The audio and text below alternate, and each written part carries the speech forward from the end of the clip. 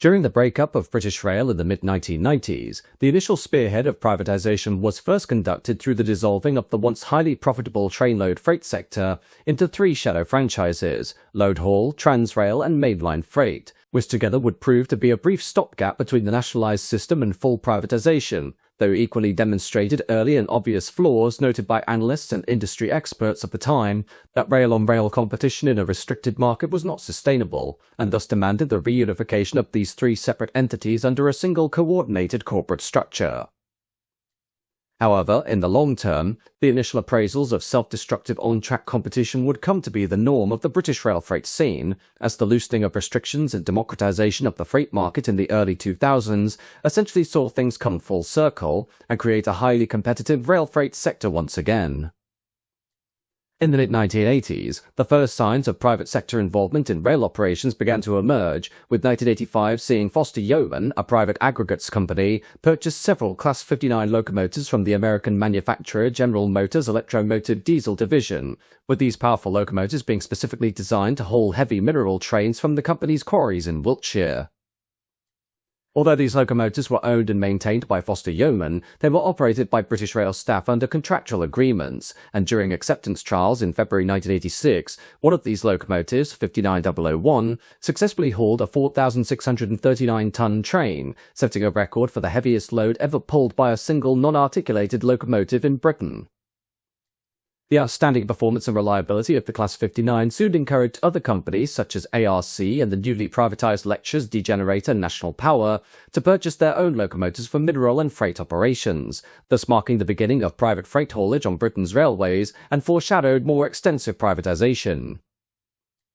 Outside the United Kingdom, international developments in rail policy began to influence British thinking, with 1988 seeing Sweden undertake a pioneering restructuring of its state railway system, dividing Swedish state railways into separate entities responsible for infrastructure management and train operations, with the separation of infrastructure and service provision, allowing for open access competition, and enabled local authorities to tender contracts for passenger services.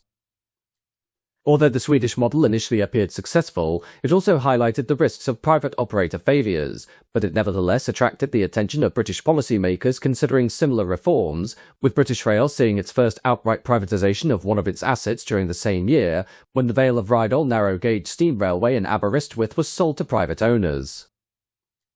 In the wake of Sweden's privatisation motions, Transport Secretary Paul Shannon publicly declared that privatisation of British Rail's core operations would be examined, with 5 distinct models being put forward for consideration, including the selling of British Rail as a single entity, creating a separate body to own and manage the track infrastructure, dividing British Rail into operating companies organised by business sectors, splitting it into regionally based companies combining track and operations, or adopting a hybrid approach combining aspects of these options. However, deep disagreements between government departments over the preferred structure stalled further progress for several years, while in November 1990, the political landscape of Britain shifted dramatically when Margaret Thatcher resigned as Prime Minister after more than a decade in office, with her successor John Major inheriting a government that had overseen the extensive privatisation of numerous state-owned industries, including telecommunications, utilities and aerospace. However, the railway network had remained firmly in public hands, with Thatcher herself having considered British Rail too complex and politically fraught to privatise, with her concerns centred on the essential nature of rail services and the logistical difficulty of disaggregating an organisation so intricately tied to public infrastructure. Previous explorations of partial privatisation under her administration, led by figures such as Cecil Parkinson during his tenure as Transport Secretary, had stopped short of significant reform, with notions of semi-private models shelved amid political caution and widespread scepticism. The arrival of John Major, however, reignited the discussion on railway reform, while external developments soon added momentum, with 1992 seeing the European Union issue Directive 91440, which mandated the separation of the management of railway infrastructure from the operation of train services, at least on an accounting basis. This directive aimed to foster greater transparency and competition within national railway systems across member states, while in the UK, this requirement was interpreted not merely as a call for accounting separation, but as an opportunity to pursue a more radical and sweeping restructuring of British Rail. The Conservative Party's manifesto for the 1992 general election outlined a commitment to ending British Rail's state monopoly, and although lacking detailed plans, the manifesto made clear that the government viewed privatisation as a route to improved service quality and efficiency, with these proposals being met with significant public scepticism and political resistance. Nevertheless, against the odds and despite negative polling, the Conservatives secured victory in the April 1992 election, winning a fourth consecutive term, and with electoral legitimacy secured, the major government moved rapidly to transform the vague manifesto pledge into concrete policy. Debate soon emerged within the corridors of Whitehall over the most appropriate model for privatisation, with British Rail's senior management advocating for a whole-scale sale of the organisation as a single corporate entity, effectively a British Rail plc, and they argued that this approach would maintain operational coherence and avoid fragmentation. An alternative model, advanced by Cabinet Minister John Redwood, proposed the creation of regional companies responsible for both infrastructure and train services within defined geographical areas, though John Major and key figures within the Treasury rejected these models, and instead, as influenced by the free market philosophy of the Adam Smith Institute, the Treasury favoured a more fragmented approach. Under this model, passenger services would be divided into initially 7, later expanded to 25, franchised units, with each franchise being tendered competitively, with private companies bidding to operate the services, while infrastructure management would be entirely separated and vested in a new entity called Railtrack, which would be government-owned but commercially orientated. In July 1992, the government published its white paper titled New Opportunities for the Railways, with this document setting out a blueprint for the privatisation process, and central to the strategy was the encouragement of private sector participation not only in passenger services, but also through the direct sale of British Rail's freight and parcels businesses. The White Paper projected the introduction and passage of enabling legislation within the 1992 to 1993 parliamentary session. However, legislative processes were hampered by complications surrounding the British Coal and British Rail Transfer Proposals Bill, enacted on January 19, 1993, with this interim legislation being crucial as it granted the Secretary of State for Transport the authority to instruct British Rail to sell its assets, powers that were not previously available under the legal framework governing nationalised industries.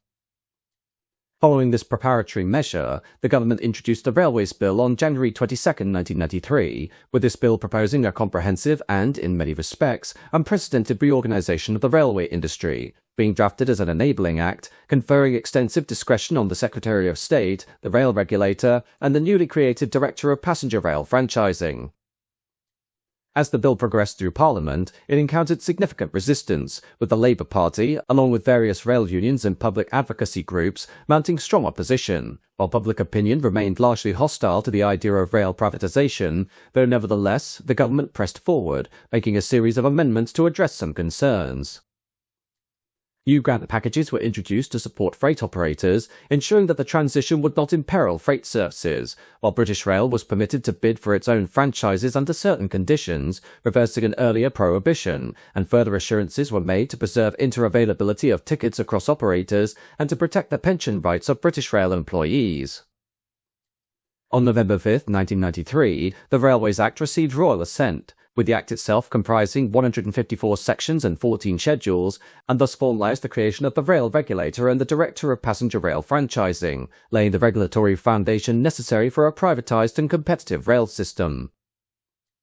More importantly, the Act provided for the restructuring and disposal of British Rail's various businesses, explicitly including its freight operations, with provisions being made to expand the availability of financial grants to support the use of rail for freight, acknowledging the environmental advantages of maintaining and encouraging rail-based freight transport. Simultaneously, British Rail's internal structure underwent substantial reorganisation to prepare for privatisation, and freight operations were prioritised in this process, with British Rail's Railfreight sector, established in 1982 during the earlier organisational reforms, being divided into distinct business units to enable their eventual sale.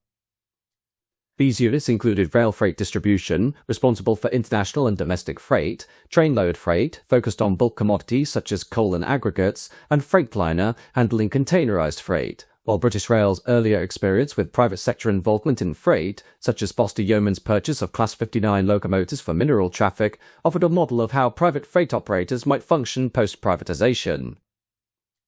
Trainload Freight was a division of British Rail's freight sector created in 1988 and was carefully subdivided into 4 specialised subsectors, each focusing on a distinct category of freight, including coal, petroleum, metals and construction materials, with this targeted structure allowing Trainload Freight to operate with a high level of specialisation and efficiency in handling large volumes of similar goods, maximising operational consistency, and minimising the complexities often associated with mixed freight services.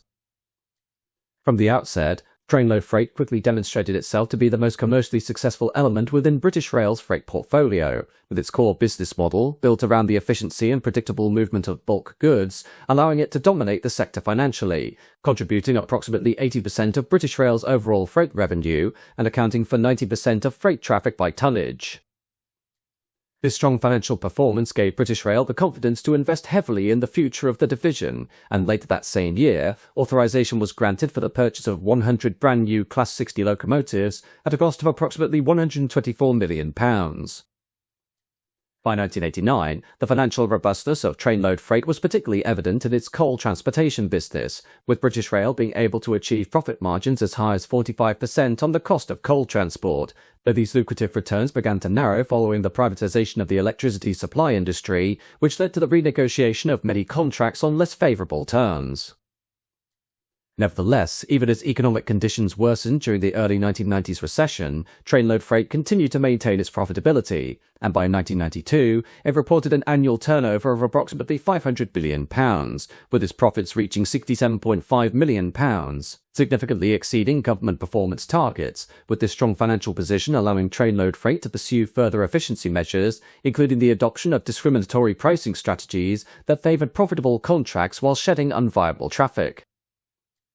As part of these rationalisation efforts, the workforce was reduced by 20%, the locomotive fleet was cut in half, and the wagon fleet was trimmed by 40%, with these significant reductions in capacity resulting in total freight volumes falling below 100 billion tonnes per annum, but allowed the company to stabilise its core business and improve its competitiveness against road haulage, which remained its primary competitor. On April 1, 1994, the privatisation process officially began with the creation of Railtrack, a newly established government-owned company that assumed ownership and management of Britain's railway infrastructure, while British Rail itself was left with responsibility for the operation of passenger and freight services, although these too were destined for gradual transfer to private operators under the terms of the emerging privatisation framework. In preparation for privatisation, Trainload Freight was carved into 3 regionally based entities, each intended to operate independently as discrete businesses: Loadhaul, Mainline Freight and Transrail Freight, with these new companies taking on Trainload Freight's extensive portfolio of existing contracts servicing industries such as coal, petroleum, metals and construction materials.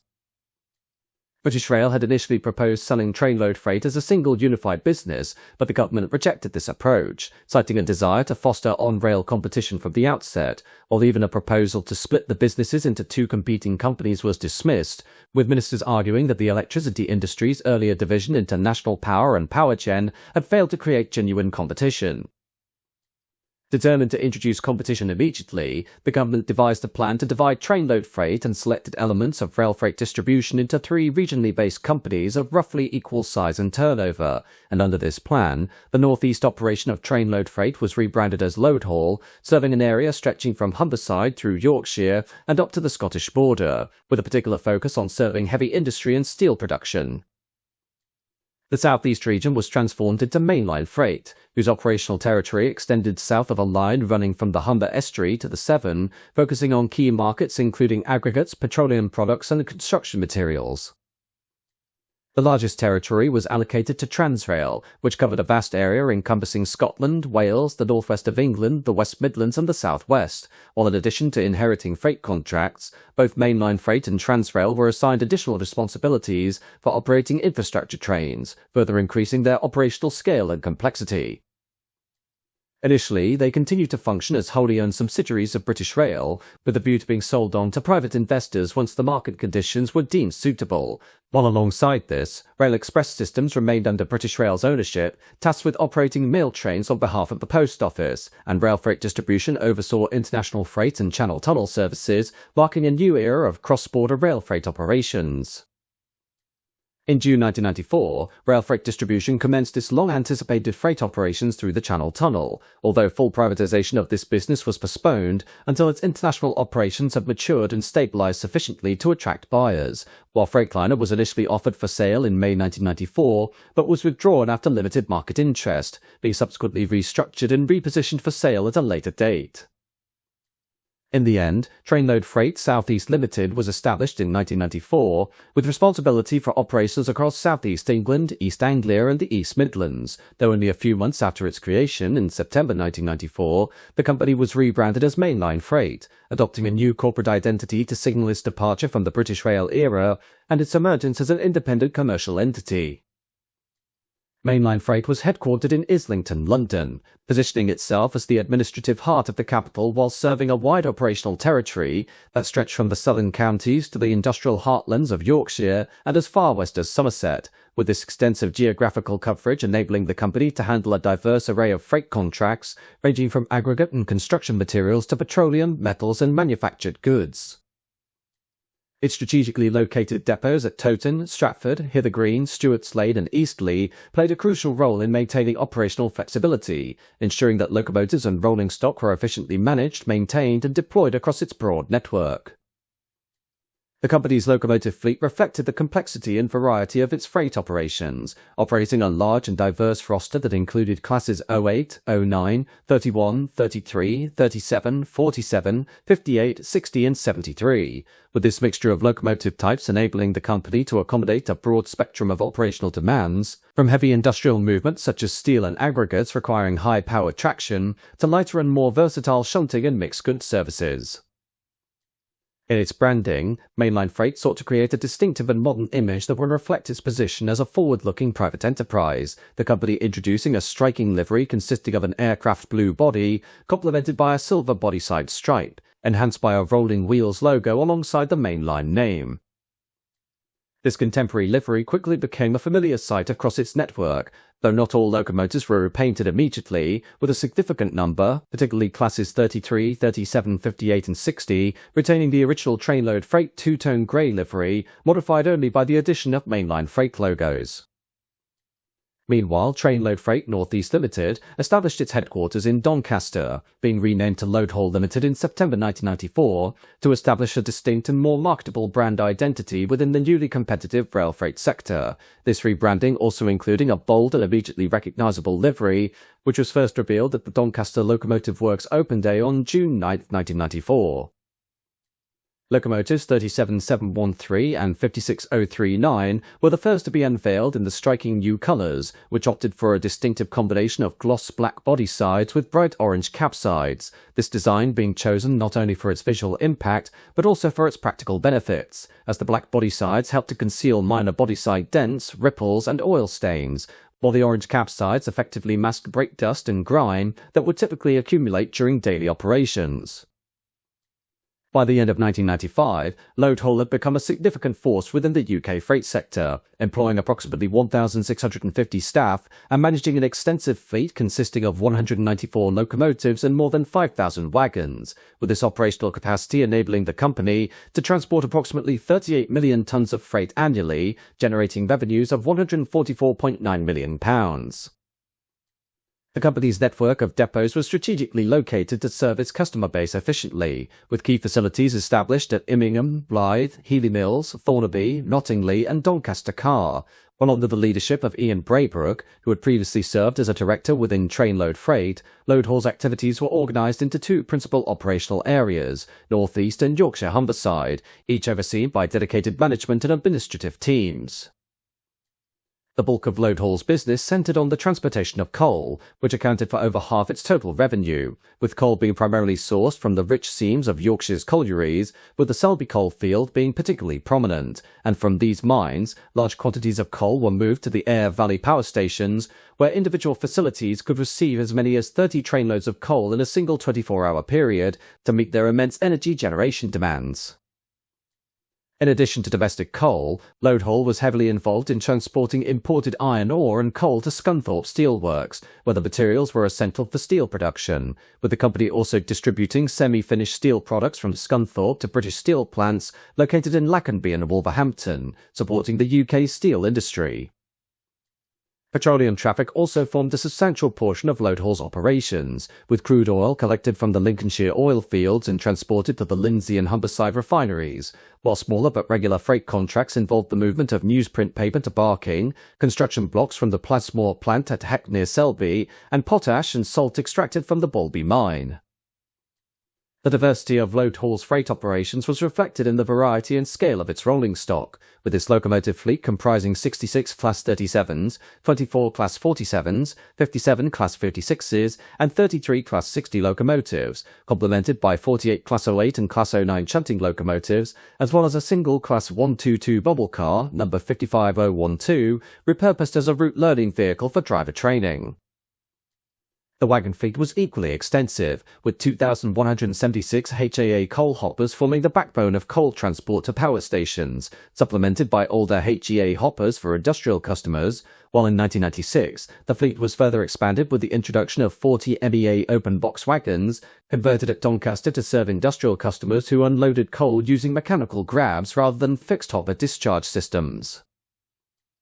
Steel traffic was supported by 1,250 wagons, including bogie iron ore tipplers used for the Scunthorpe iron ore circuit, while over 1,700 additional wagons handled closed van or infrastructure traffic, while Loadhaul's logistics operation extended beyond rail, with the company operating a small fleet of articulated lorries, including ERF and DAF 95 tractor units, from the Rotherham Steel Terminal to handle short-haul steel movements.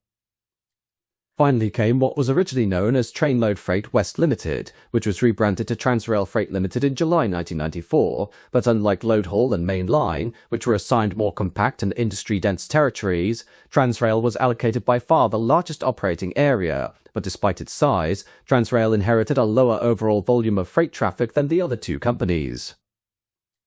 However, the inclusion of infrastructure trains, engineering support services, and associated rolling stock within its remit increased its overall revenue beyond initial estimates, with this need to support civil engineering operations across its extensive territory also meaning that Transrail quickly established a strong presence in the day-to-day maintenance and development of the rail network itself, beyond just commercial freight movement.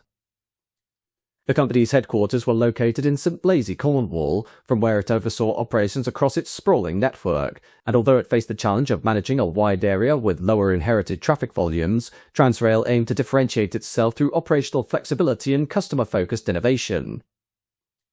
One of its most significant early initiatives was the creation of the Enterprise Service, a long-distance wagon load operation designed to offer adaptable freight solutions for smaller consignments, less suited to traditional block train services, with the introduction of Enterprise representing a notable shift in approach, reflecting Transrail's willingness to explore market niches neglected by more rigid bulk-orientated operations.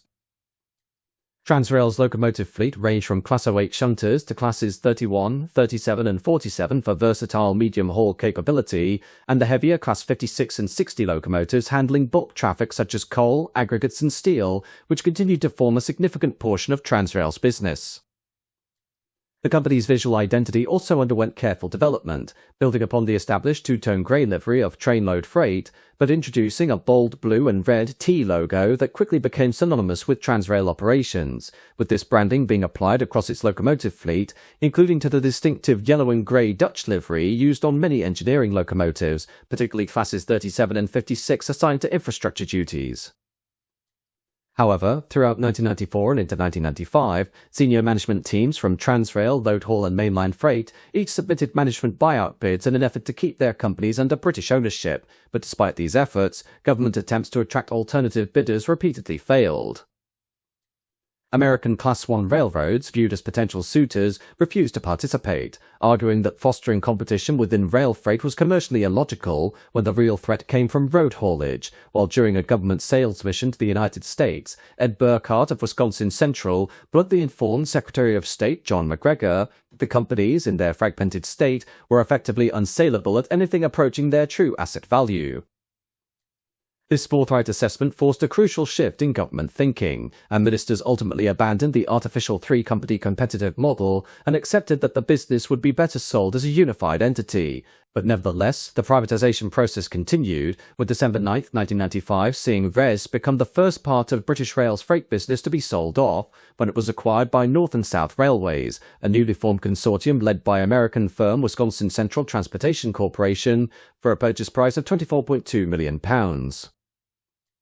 Just a few months later, on February 24, 1996, North and South Railways completed the far more substantial acquisition of the three shadow franchises of Transrail, Mainline and Loadhaul for a combined price of £225.15 million, which were now to be absorbed into a single ownership structure, thereby effectively rendering the entire concept of competition between the shadow franchises redundant before it had even properly begun. A ceremonial event at Marylebone Station marked the occasion, with locomotives from each of the three former companies displayed side by side, symbolising the end of their brief existence as separate commercial entities, and the start of a unified national freight operation under what was to be named English, Welsh and Scottish Railways, or EWS.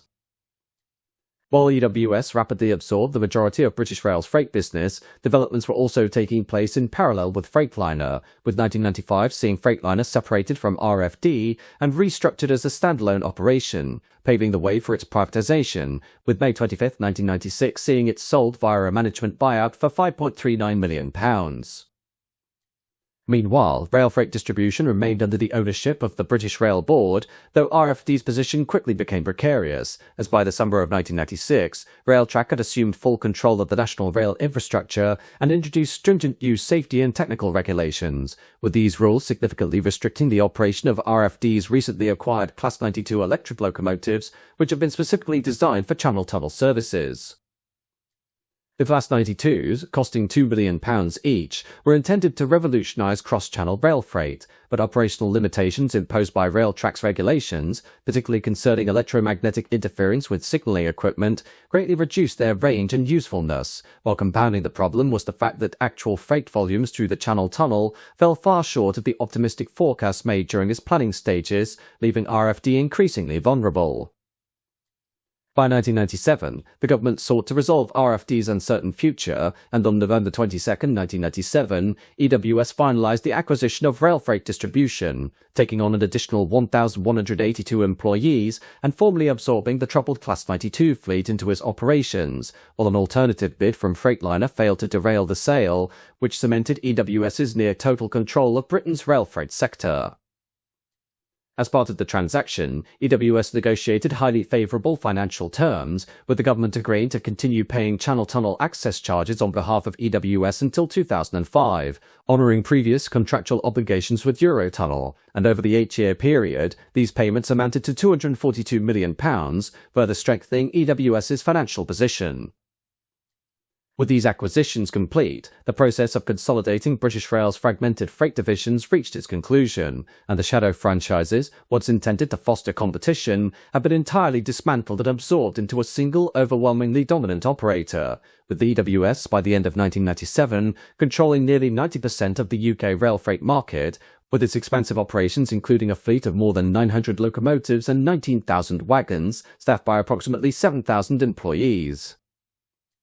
Under the leadership of Ed Burkhardt, EWS embarked on an unprecedented program of modernisation and expansion, overseeing investments exceeding £750 million during the company's formative years, the cornerstone of which was the comprehensive renewal of the locomotive fleet, with EWS placing a landmark order for 250 of what was originally known as the Class 61 locomotive, built by Electromotive Diesel or EMD in North America, which quickly became the workhorses of the fleet when they were finally introduced as the Class 66 during 1998, thanks to their superior reliability and lower operating costs.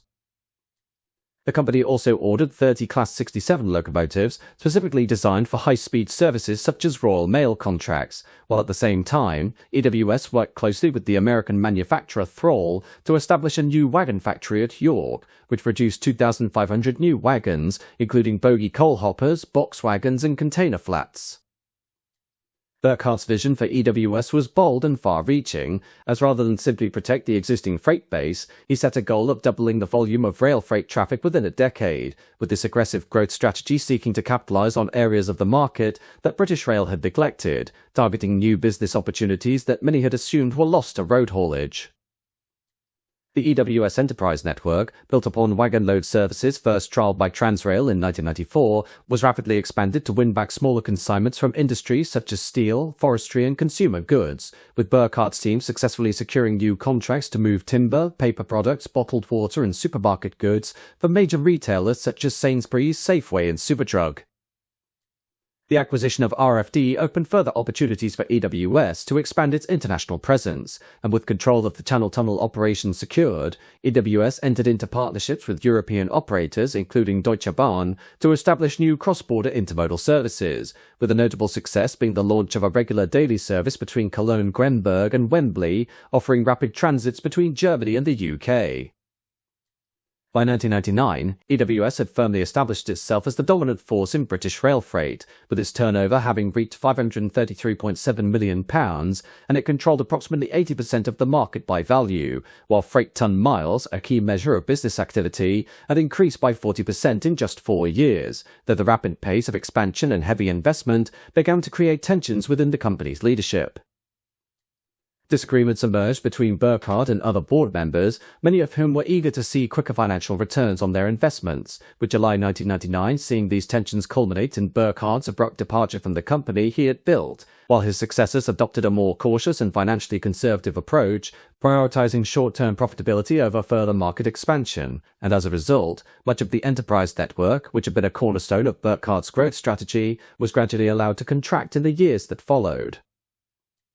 In the early 2000s, EWS began to face mounting challenges that tested its resilience, with industrial unrest in France repeatedly disrupting Channel Tunnel freight services, undermined the reliability of cross-border intermodal operations that had once shown considerable promise, while domestically, EWS suffered a blow when Royal Mail withdrew from its historic travelling post office service, causing a sharp contraction in mail-by-rail volumes and removing a once high-profile component of EWS's business. Simultaneously, a new wave of competition was being actively encouraged by Railtrack and the wider privatisation environment, as in an effort to diversify its supplier base, Railtrack offered contracts to new entrants to haul infrastructure trains, which opened the door to companies such as Freightliner Heavy Haul, GB Railfreight, Jarvis, Collis Rail and Direct Rail services, gradually easing into EWS's previously unchallenged market share. These new freight operating companies typically carried lower overheads, exhibited greater operational flexibility, and often provided superior customer service compared to the increasingly bureaucratic and complacent EWS, and as a result, customers began to award contracts to these newcomers, especially in sectors like construction, aggregates, and biomass.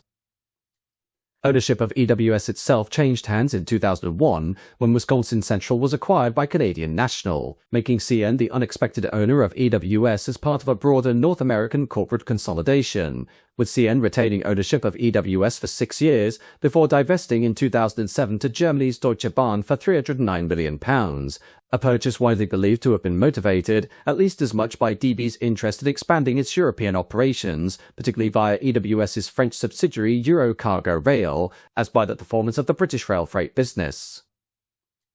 At the time of the DB takeover, EWS's dominance had already begun to weaken, with its market share having fallen to around 70%, and workforce numbers had been reduced from approximately 7,000 at the height of its expansion to around 5,000, while rationalization of rolling stock followed swiftly after the takeover, with surplus locomotives either sold, scrapped, or exported to continental Europe. Throughout the remainder of the 2000s, competition continued to intensify, with Freightliner having expanded aggressively under new ownership, building a substantial presence in both heavy haul and intermodal sectors, and by 2010, Freightliner had grown its share of the market to 38%, driven by booming intermodal traffic and the rapid growth of containerized imports from Asia. GB Railfreight also expanded considerably, particularly in construction, biomass and intermodal services, securing around 7.5% of the market, while DRS steadily grew its business beyond its core nuclear transport work to secure a foothold in intermodal and other domestic freight flows, and as a result, DB Cargo's share of the British market fell to below 50% by the end of the decade.